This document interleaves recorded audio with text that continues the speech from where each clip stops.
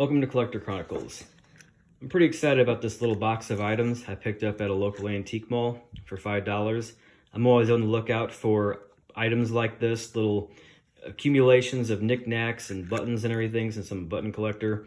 The thing that really caught my eye was these two items right here.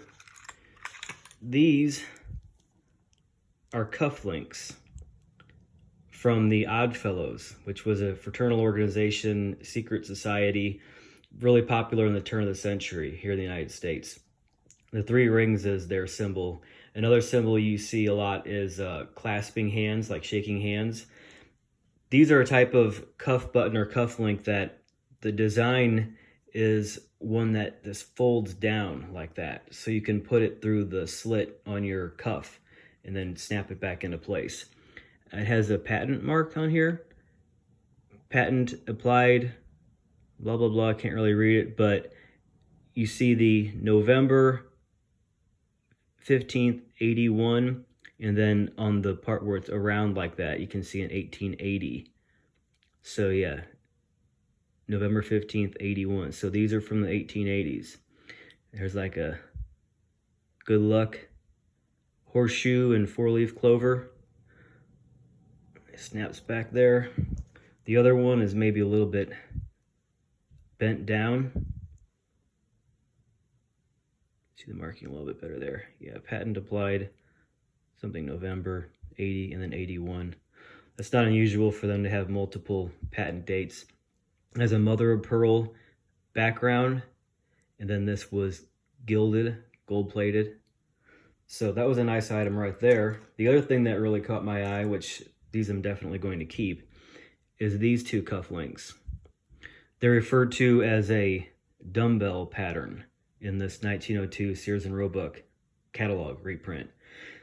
With these cufflinks, usually you only find singles. Any antique dealer, antique collector knows that with these you usually find just the single ones. Unfortunately, the really cool ones, especially, you don't usually find just the singles. They're pretty tarnished. I assume that they're brass or copper type of a base, and then they were gilded or gold plated at one point. But that tarnish doesn't really matter, because the thing that really stands out is the actual design itself, which is like a milk glass setting with a sparkly clover or flower type of deal, green, emerald looking, very pretty. So I've never seen any cufflinks like this before, so I'm definitely keeping those. That I would have been happy just with those two for $5. These right here are another type of cufflink. These look like they're from the 20s or 30s, that type of style. Has a blue glass swirly setting. Unfortunately, one of them is missing its companion. They're marked Cobb's link. And the way they work here is you just pop them apart and then they snap together. So there's three different kinds of cufflinks represented here. Another type is this right here. Kind of looks like the dumbbell one, but these fold. It's pretty floppy, pretty well used. This is probably teens, maybe 20s. You can see similar plain patterns here. These items here are what I believe to be tie tacks. This one is spring-loaded. I don't think that's a money clip, unless you have like $2. You clip that together. Anson. This style right here, with the neoclassical Roman and Greek philosopher-looking guy, or the centurion-looking guy, that was popular for into the 1800s, early 1800s. But this overall construction of this and the kind of plain look that it has, I would think this is probably 40s or 50s. This one right here just is a spring, and that has like a, I'm not really a dog person, but I guess it's like a Scotty dog or something. So I'll sell that. Might have a dog interest to it. This is another one of the items that I thought was pretty old. This is a tie clip of some kind, I believe. It's pretty tarnished. I might have a video just cleaning this up. I am going to make a video on gentlemen's jewelry, mainly turn of the century, just the accumulation that I have here. So this is like solid mother of pearl, and then it has a letter S for the person's, you know, surname, last name or whatever. So this one right here is one that I'm excited about. I'll keep this one even though it's pretty tarnished.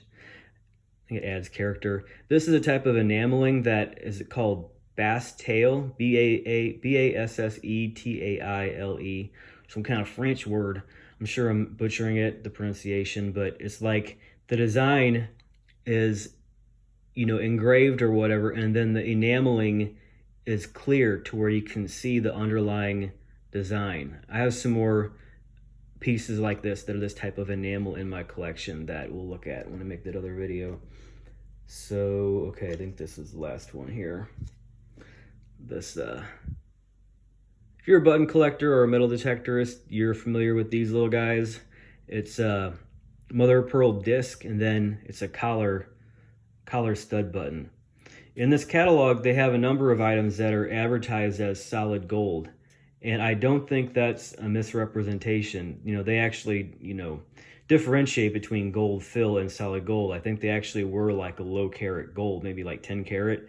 And then in the Great Depression or along the way, these get melted down. And so, I mean, I don't run into gold.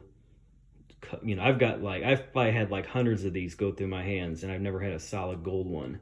So I think those got melted down along the way. I do have some gold items that are in here that really are gold that I got in a little group of stuff. So yeah, the Oddfellows thing, I had another Oddfellows item laying around here with the 3 rings. This is from 1925, as you can see. It's got the 3 rings there. And in the catalog, they do have a page.